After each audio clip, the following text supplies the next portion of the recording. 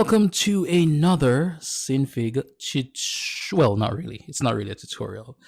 So I created a short film in Synfig, and this is just to show you my entire process from beginning to end. And I did all that just to answer the question, is Synfig production ready? So is it? Well, I'll tell you that at the end of the video. Okay, so let's jump right into it. Now, the first thing that I did was to try and come up with a story. I had some time constraints here because I didn't have all the time in the world. So I wanted to complete this in less than a week. So because of all that, I decided, you know what, it would take time to create my own original story. So I'm going to scrap that idea and just find some stories that already exist. Which brings me to this right here. You should already, well, if you don't know the story, it's a classic tale of the fox and the lion. And let me try and paraphrase here. So essentially, the lion is hungry and he was walking about. He found this cave, which is essentially the fox's cave. And he hid in there until the fox came home and he tried to eat him. There's a lesson in there, but we won't get into that. So that's the story I chose originally. So I was really excited about it, and then I said, okay, it's time to work on some character designs. But then I thought, wait, I'll have to do character designs for both the fox and the lion, and then I'll have to rig both of them. And at that point, I was thinking, should I make them walk on all fours, or should I make them humanoid? And I said to myself, well, humanoid would probably be much easier, but still I would have to, create designs for both the lion and the fox, as well as rig them. So then I, quickly threw away that idea because there was no way I was going to spend time to design the both of those characters plus rig them and animate them. All right, so I went ahead and searched for another story. And that's how I came to the story that I actually animated, which is the classic story or the classic tale of the fox and the crow. If you don't know the story, well, the fox is hungry. I know most of the stories that I chose had to do with some hunger business. That's purely by coincidence. Purely by coincidence. So the fox is hungry. He's walking through the forest. He sees a crow with a bit of food in his mouth and he tries to trick the crow to get the food. Okay, that's the story in a nutshell. And here's it on the screen so you can see, you can read it. You can even find it online. With my story down, and oh, by the way, I decided on this one because it had two characters, but the crow was, in my mind at the time, was, it's fairly simple to design and minimal movement because it would be on the tree. That was what was going through my thoughts at the time. It's fairly simple, not much animating going on there, so I would only focus mostly on the fox. So that's how I went with this idea. So the next step was to create some character designs. Now I don't remember where I put the design of the crow, but here you can see the design of the fox. I went through a few iterations here, a few designs. I'm not going to be showing you those because my sketchpad is filled with well, a lot of those fox imagery, but I refuse to take the picture and put it on the computer. Just know that this is the one that I chose from all the sketches that I did. Okay, fairly simple. Then I went on to do the crow, and immediately after that I said, okay, it's time to storyboard. And I sketched it out here, and you can just have a look-see here. So based on the story, I decided to start off with a wide shot of the forest, then have the logo come on somehow. At this point in time, I didn't really think of how I wanted the logo to come on. So the idea here is that, all right, we start off in the forest, the logo comes on somehow, and then the camera pans to the right. And then as it's panning, you will see the fox walking, and then here is Tommy Rumbles. He's hungry, and then he looks to the left, and then the camera pans back to the left, and then you see that, okay, there's no food there, and then the camera pans back to the right and stops on the fox, and then he looks to the left, and then so the camera pans to the left. Wait, did I say right before or left? Okay, so I forgot what I said, but it pans in the other direction, and you can see that there's no food in that direction. And then it pans back to the fox. Then he looks up, and he sees the crow. Well, the camera moves up right here, then he sees the crow. Then it zooms out to a wide shot here where you are able to see both the fox and the crow. Now, you'll notice in the final film that I actually removed a couple of these panels, and that's because they didn't really add much to the story. And I took them out, and the story still reads well. So a lot of times you might storyboard something, and that's the main reason for storyboarding, yeah. So in order to get the ideas out and then add and remove panels as necessary or as you need to. I'm rambling on here, so let me move on. Back to the wide shot of the fox on the crow. Okay, so he looks up, he blinks, trying to figure out, wait, what's that? What's going on here? And then cut to a shot of the crow with the, in this case, it's a cake in its mouth.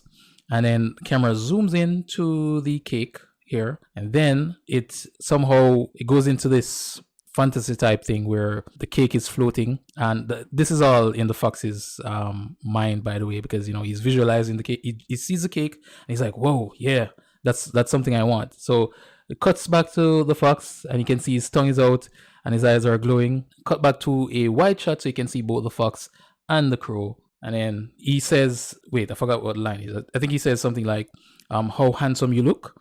And then cuts back to the crow, and then the crow is visualizing how handsome he is, in his mind. So he shakes his head, agreeing with the fox. And then the next panel here, the fox continues to praise him, and he's saying, I bet you have, I guess, a wonderful voice too. I think that's what the line is. I don't remember. And then cuts back to the crow. The crow is really happy. He's smiling because, he can sing. Maybe I'm getting these panels mixed up. I don't know. But anyway, he goes on to praise him.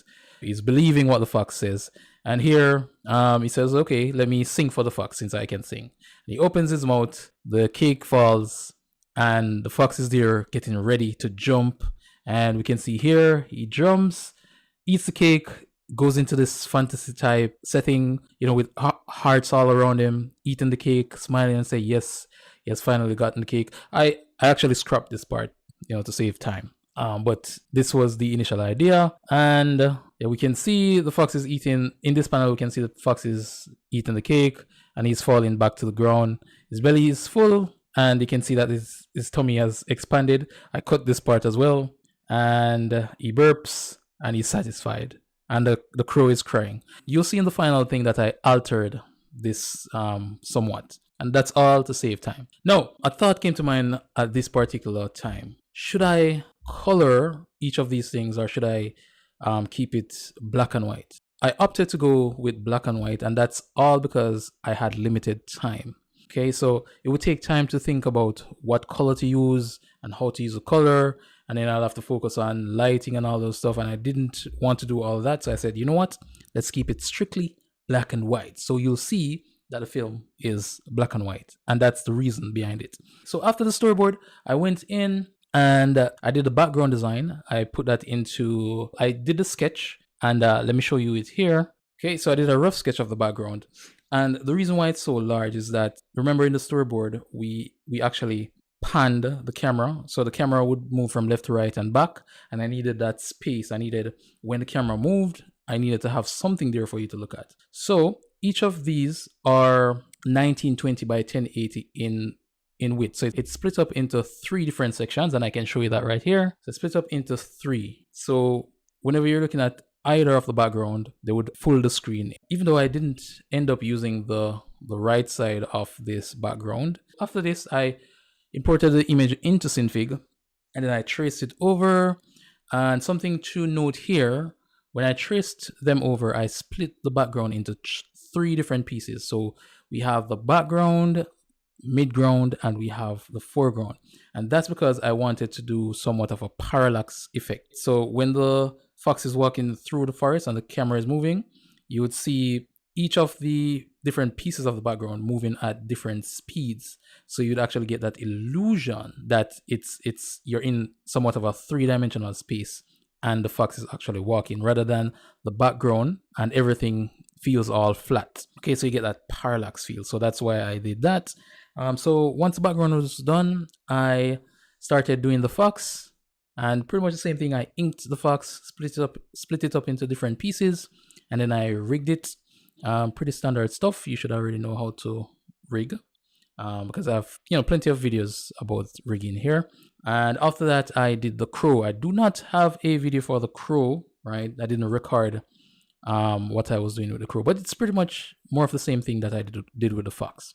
Okay. And here we have the rigs. So I added controllers for the eyes, the mouth, everything that I needed to make it much easier for me to animate.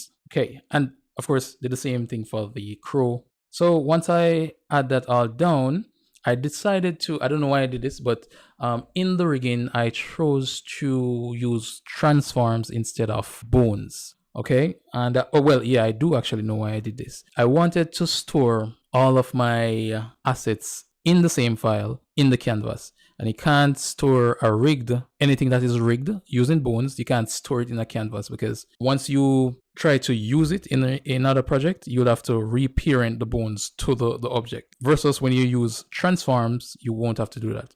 Although it's crazy to have all of your assets within one file, you probably don't want to do that. But I chose to do that so that it would be easy for me to just copy and paste stuff. So yeah, I use transforms, and you can see all of my assets are here. We have the fox, the crow, the background.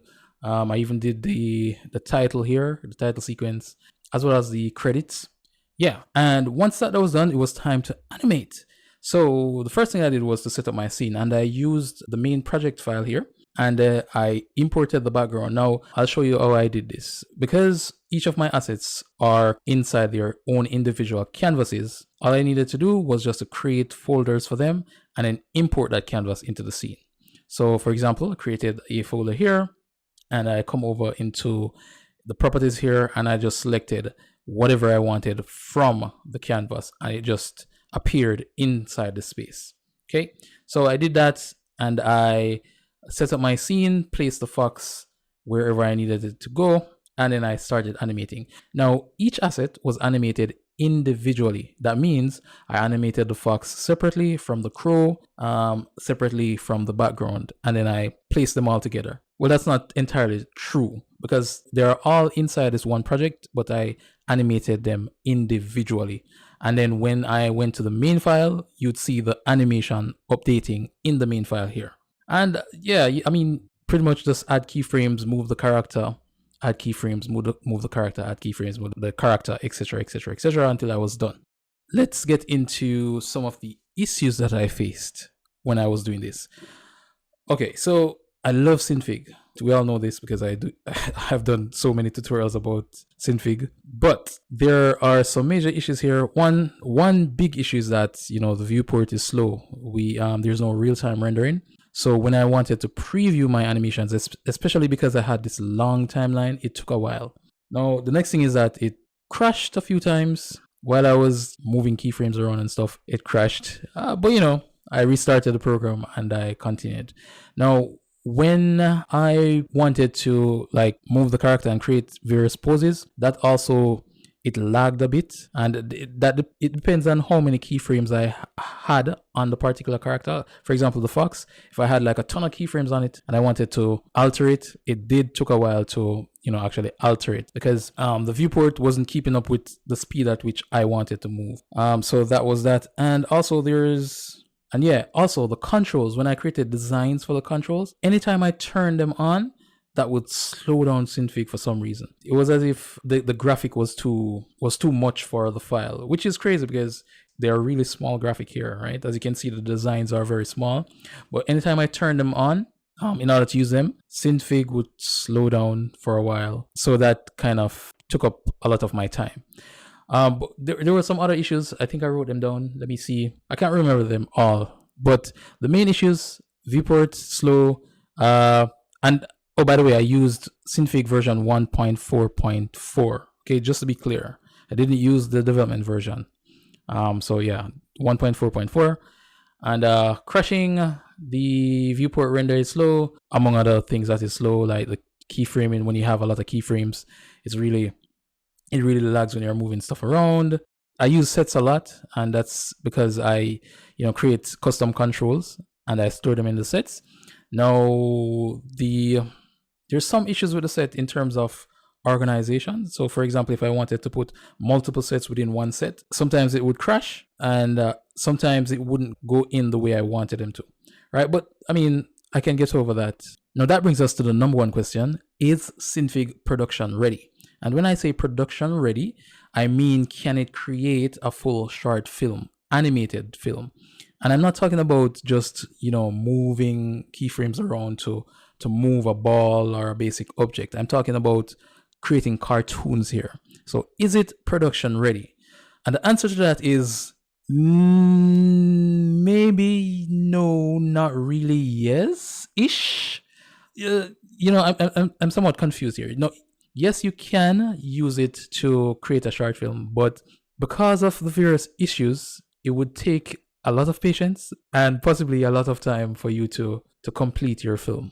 So I would say it's good overall as a companion to another software, but as a standalone software for creating an overall production, I would say it's not quite there yet. And that's just my opinion, right? Because when I'm animating, I move way faster than I do move in Synfig, right? And there were a number of things that I wanted to do with this animation. For example, it still felt overall stiff, right? And I wanted to include some more of the principles of animation. One of those being that each part of the body moves at different speeds. Every part of your body does not, when you're moving, it doesn't move at the same speed, and it doesn't all stop at once.